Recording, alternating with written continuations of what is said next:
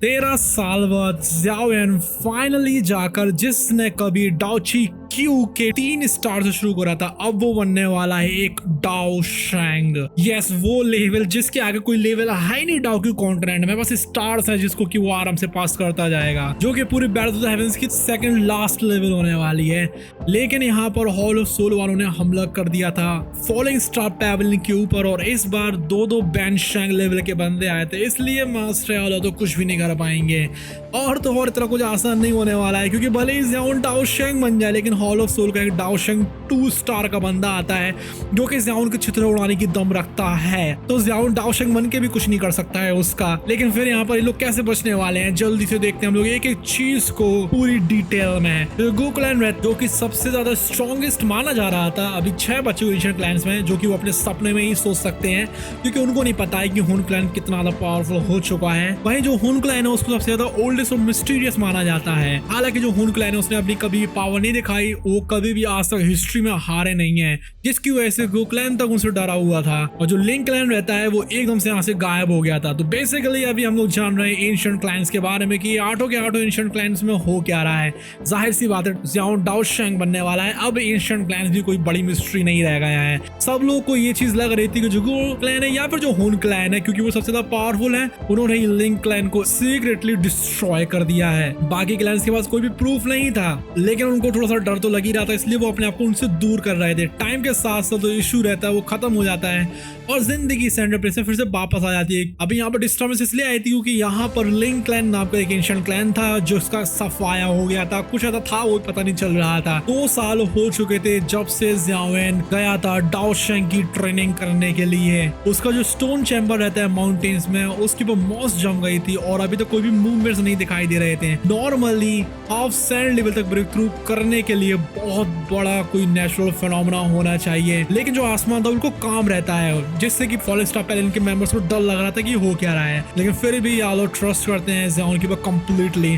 उनको याद थी ये बात कि किस तरीके से ज़्याओ ने उनको हॉल ऑफ सोल से बचाया था जब वो सिर्फ 2 जोंग लेवल पर था। इन 2 साल के दौरान काइलिन जो कि 7 कलर्ड हेवन सोलिंग पाइथन है, वो भी याओ के अंडर में ट्रेन कर रही थी। मेडिसिन और ट्रेजर्स के साथ में जो कि याओ ने उसको दिए थे वो एडवांस करती रही थी बहुत ज्यादा स्पीड में, और वो जल्दी ही 2 जोन की पीक पर पहुंच जाती है।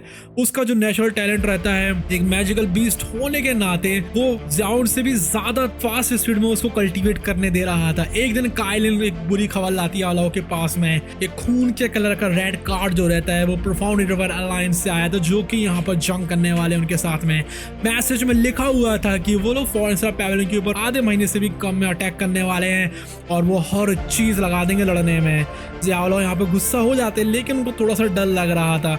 उनको पता थी ये बात कि प्रोफाउंड रिवर अलायंस जो उसको ओल्ड डीमन त्यान मिंग कर रहा है लीड, जिसकी वजह से काफी बड़ा चैलेंज हो जाएगा याओ के सामने। पहले तो जो अलायंस रहता है उनको शांत रहता था, क्योंकि 1 साल पहले याओ की बेंशिंग स्ट्रेंथ के आगे प्रोफाउंड रिवर अलायंस हार चुका था, क्योंकि उनके पास सिर्फ अभी एक हाफ सैंड लेवल का ही एक्सपर्ट था, इसलिए वो याओ को नहीं हरा सकते थे।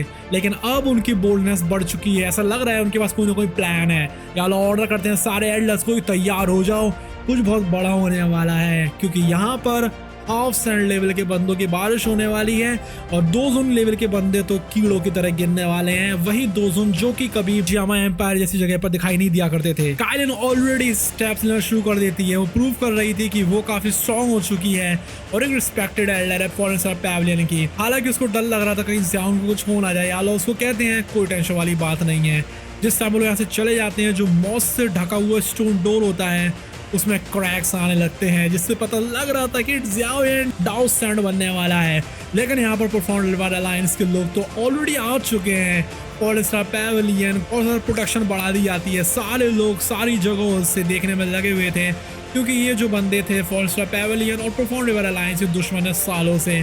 तो पैवेलियन रहती है वो किसी भी इंसान को रोक नहीं थी देखने से, बल्कि उन्होंने अपने अपने जासूस बिठा कर रखे हुए थे। सब लोग इंतजार कर रहे थे उस बिग फ्लैट स्क्वायर के ऊपर, माउंटेन पीक के ऊपर, जहाँ पर कि पैवेलियन का मेन हॉल खड़ा हुआ है। पावरफुल जो एनर्जीज रहती है पूरे आसमान को भर रही थी और जो लोग रहते हैं वो तो यहाँ पर बहुत बुरी तरीके से डरे जा रहे थे। यालो वहाँ पर कामली खड़े हुए थे मिडिल में, काइलिन के साथ में, लिटिल फेयर डॉटर के साथ में, किंगलिन के साथ में, कुछ जो गेस्ट रहते हैं वो भी वहाँ पर थे।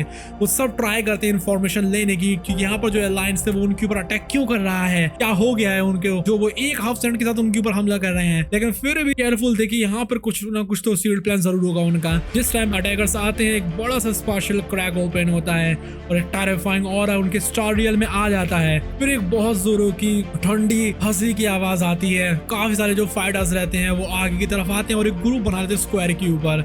उनके सर के ऊपर खड़ा हुआ था एक ordinary looking grey rod man जिसके की लंबे लंबे बाल थे और ब्राइट ब्लू आईज थी, जो कि था ओल्ड डीमन त्यानमेंग। वो बिल्कुल प्लेन लग रहा था लेकिन सबको ये पता थी ये बात कि वो कितना ज्यादा स्ट्रॉन्ग है। त्यानमेंग के पीछे कम से कम 100 लोग थे और आधे तो जो थे वो 2 जून लेवल पर थे। त्यानमेंग के बेंशैंग लेवल के साथ में जो ग्रुप रहता है वो कुछ ज्यादा ही थ्रेटनिंग लग रहा था। त्यानमेंग ऑफर करता है एक डिमांड को कि जो फॉरेस्ट पैवेलियन है वो 500 किलोमीटर पीछे चला जाए अपनी प्रेजेंट टेरिटरी से और प्रॉमिस करे कि कभी भी प्रोफाउंड रिवर अलायंस से फाइट नहीं करेगा। दूसरे शब्दों में ये बात थी कि वो चाह रहे थे कि पैवेलियन अपनी लैंड और पावर दोनों को दे दें। काइलिन और बाकी लोग जाहिर सी बात है इसको रिफ्यूज कर देते हैं। वो इस तरीके की चीज को ना अपनाने वाले हैं। लेकिन यहाँ पर हम लोग को भूलना नहीं चाहिए कि प्रोफाउंड रिवर अलायंस के पास एक बहुत बड़ा ट्रम्प कार्ड है। या लोग इग्नोर कर देते हैं थ्रेड को और कामली डिफेंस पे लग जाते हैं। एकदम से यालो अपने हाथ को फिर हिलाते हैं और पैवेलियन की गैदर डॉक्यू रहती है वो एक प्रोटेक्टिव फॉर्मेशन को बना लेती है आसमान में, जो कि तानमेंग के ग्रुप को सराउंड कर लेती है, जिससे पता लग रहा था कि पैवेलियन है वो लड़ने के लिए तैयार है। और सिचुएशन और ज्यादा खराब होती जा रही है। 2 काले काले मॉन्स्टर्स जो ऑरास रहते हैं वो स्पेस को फाड़ते हैं और उसमें से बाहर निकलते हैं, क्योंकि यहाँ पर हॉलो सोल आ चुका है जो कि जहाँ भी जाता है अंधेरा उसके साथ में जरूर चलता है। इस ब्लैक फॉल में से निकलता है गु यू जो कि स्कैरडल जैसा बैंशंग था, जिससे कि ज़ाउन ऑलरेडी फाइट कर चुका है ये वाले एपिसोड आने तक, जो कि एक और हाफ सेंट लेवल का बंदा है। अब जो एनिमी है उनके पास 3 हाफ सेंट लेवल के बंदे थे, ओल्ड डीमन त्यानमेंग, गु यू और एक और भी हाफ सेंट लेवल का बंदा था। ये जो टेरिफाइंग लाइनअप था उसकी वजह से पैवेलियन के जो एल्डर्स रहते हैं वो पीले पड़े जा रहे थे। काइलिन वार्न करती है कि जो प्रोफाउंड रिवर अलायंस है जो हॉलो सोलो एक साथ काम कर रहे हैं, इसलिए अगर वो हार मान गए तो यहाँ पे बच तो पाएंगे नहीं। या लोग समझ गए थे इस चीज को और एक हार्ड चॉइस वो लेते हैं। वो डिसाइड करते हैं कि वो यहाँ से भागेंगे नहीं, भले ही वो यहाँ पर मरने तक लड़ते क्यों ना रहे। पैवेलियन अपने आप को तैयार कर लेती है क्योंकि यहाँ पर हिस्ट्री की सबसे बड़ी बैटल शुरू होने वाली है। या लोग इस तरीके के एक्सप्रेशंस को देखकर त्यानमेंग थोड़ा सा हैरानी में आ जाता है। उसको समझ में आ जाती है कि अब तो कोई भी यहाँ पर शांति नहीं होने वाली है और इसलिए यहाँ पर उनके ऊपर हमला करना ही पड़ेगा। गु यू हॉलो सोल्स उनके ऊपर हंसता है और कहता है कि वो काफी सारी सोल्स को ले जा पाएगा अपने हॉलो सोल में। 3 बेंशैंग लेवल के एक्सपर्ट उनके साथ में थे, त्यानमेंग, गु यू और हाफ सेंट लेवल का बंदा जो कि था हॉलो सोल से, इसलिए वो कॉन्फिडेंस में थे कि वो आराम से फॉरेस्ट पैवेलियन को डिस्ट्रॉय कर देंगे। यहाँ तक कि जो यालो रहते हैं वो भी बहुत ज्यादा सीरियस हो जाते हैं। वो काइलिन और किंगलिन और लिटिल फेयर डॉटर से बोलते हैं कि तुम तीनों के तीनों जाकर एक वीकर बेंशैंग लेवल के बंदे का सामना करोगे और मैं अकेला जाऊंगा त्यानमेंग और गु यू के अगेंस्ट में। जो वो लड़की रहती है वो डर जाती है क्योंकि यालो जो रहते हैं स्ट्रॉन्ग है, लेकिन फिर भी 2 हाफ सेंट लेवल का सामना करना वो भी एक साथ ये तो कुछ ज्यादा ही हो रहा है। वहां से यालो को पता नहीं ये बात कि अगर वो इनको नहीं रोक पाए तो यहाँ पर फॉरेस्ट पैवेलियन का नामो निशान मिट जाएगा, इसलिए उनके पास कोई भी चॉइस नहीं थी। जल्दी हवा जो रहती है किलिंग इंटेंट से भर जाती है। त्यानमेंग जो रहते हैं ऑर्डर देते हैं अटैक करने का, दोनों जो साइड से थी क्लैश हो जाती हैं। काउंटलेस जो लाइट्स रहती हैं वो आसमान में उड़ रही थी और जो एक्सप्लोजन रहते हैं पूरे आसमान को भर देते हैं, जिस टाइम पर एक्सपर्ट दोनों की दोनों साइड से इनके साथ में लड़ना शुरू करते हैं। जो वॉर रहती है बचने के लिए वो शुरू हो चुकी थी। जंगल लॉ यहाँ पर लग चुका था, सर्वाइवल ऑफ द फिटेस्ट यहाँ पर होने वाला है, जो कि हर दुनिया में एग्जिस्ट करता ही करता है। त्यानमेंग और गु यू टीम अप कर लेते हैं यालो के अगेंस्ट में। त्यानमेंग की जो स्पीड रहती है, गु यू की जो डार्क पावर्स रहती है, उसकी वजह से वो दोनों मिलकर एक डेडली पेयर बना रहे थे। यालो उनके अगेंस्ट में जाकर पूरी हिम्मत से सामना उनका करते हैं अपनी पावरफुल स्पिरिचुअल स्ट्रेंथ का इस्तेमाल करके, इससे कि उनके पास थोड़ी सी एडवांटेज आ रही थी। उनकी जो स्ट्रेंथ रहती है उसकी वजह से पूरा आसमान, पूरा जो स्पेस रहता है वो फ्लूइड की तरह डगमगा जाता है। हालांकि वो मैनेज कर पा रहे थे गु यू को एक बार पीछे की तरफ पुश करने के लिए, लेकिन जिस टाइम वो दोनों मिलकर अटैक करते हैं उनकी कंबाइंड डॉक्यू की वजह से पूरी हवा रहती है वो कोलैप्स हो जाती है प्रेशर की वजह से। उसी दौरान जो थर्ड ध्यान सुनते हैं हॉलो सोल के, वो आ जाते हैं बाकी मेंबर्स की वो हमला करने के लिए। लेकिन जो काइलिन रहती आती है, अपनी giant 7 colour heaven soaring python के फॉर्म में आती है, उसको ब्लॉक कर लेती है पावरफुल लाइटिंग के साथ में। डिफाई डॉक्टर भी आती है अपनी पॉइजन एनर्जी के साथ में। क्विंगल आती है अपनी एंशिएंट हेवन सरपेंट सोल के साथ में और अपने rare triple Z green snake flower peoples का इस्तेमाल कर रही थी। ये तीनों की तीनों जो लड़कियां वो काफी ज्यादा हैरत अंगेज हैं और जाहिर सी बात है वो हाफ स्टैंड लेवल का बंदा भी इनको हल्के में नहीं लेगा। तीनों की तीनों लड़की एक साथ काम करती हैं जिससे कि वो उस हाफ स्टैंड को हरा सके। तीसरा त्यानू शॉक रह गया था इनकी स्ट्रेंथ को देखकर, हालांकि उसको अभी भी यकीन था कि वो आराम से जी जाए क्योंकि वो एक ट्रू हाफ स्टैंड का बंदा है। वो अटैक करता है क्विंगल के ऊपर और उसके कंट्रोल करे हुए एक दोस्त उनको एक झटके में निपटा देता है। वहीं जो कायलिन रहती है लिटिफाइड डॉटर रहती है वो भी काउंटर करती है थर्नो पॉइजन के साथ में और यहाँ पर एक बैटल शुरू हो जाती है पूरे आसमान में जिसमें कि 3 लड़कियां वर्सेस हो रहा है उस हाफ स्टैंड लेवल के बीच में फाइट। तो क्या यहाँ पे ज़ियाओन निकल के उनको बचा पाएगा या फिर लोग अपने आप से सबको संभाल लेंगे? जो बैटल रहती है आसमान में अगर कोई भी देखे उसको आतिशबाजियों की तरह देखेंगी। यालो जो रहते हैं अकेले ही फाइट कर रहे थे 2 हाफ स्टैंड लेवल के बंदों का। उनकी डाक्यू रहती इतना स्ट्रॉन्ग थी कोई आसपास भी उनके नहीं भटक रहा था। हर एक जो क्लैश रहता है उसके से पूरा आसमान हिल जा रहा था और यहाँ तक कि ग्राउंड पे भी ऐसा लगा जैसे मान के लोग भूखा मारा और जितने भी पहाड़ रहते हैं वो टूट के बिखर जा रहे थे। ओल्ड डीमन त्यान में मजाक उड़ाता है यालो का, कहता है कि तुम हमारे अगेंस्ट में नहीं जीत सकते हो। गुयू भी आता है, उसको पता थी ये बात कि यालो की जो स्ट्रेंथ है वो सबसे ज्यादा इसलिए क्योंकि उसके पास है पावरफुल स्पेशल फोर्स जिसकी वजह से वो थोड़ा सा रेयर और डेंजरस अपोनेंट हो जाता है। फिर भी दोनों डिसाइड करते हैं कि आराम से जाकर वो यालो के ऊपर हमला करेंगे, एक एक करके करेंगे या फिर एक साथ करेंगे और यालो को अपनी स्ट्रेंथ को रिकवर नहीं करने देंगे। त्यानमेंग अपना फिर सबसे बड़ा हमला करता है जो कि था प्रोफाउंड स्काई पाम, जिससे कि एक बहुत बड़ी शैडोई हैंड बन जाता है आसमान में जो कि यालो के फेरी पाम के साथ में जाकर टकराता है। एक्सप्लोजन इतना मैसिव था कि जो आसपास के माउंटेन्स होते हैं वो पूरे डस्ट में बदल गए थे।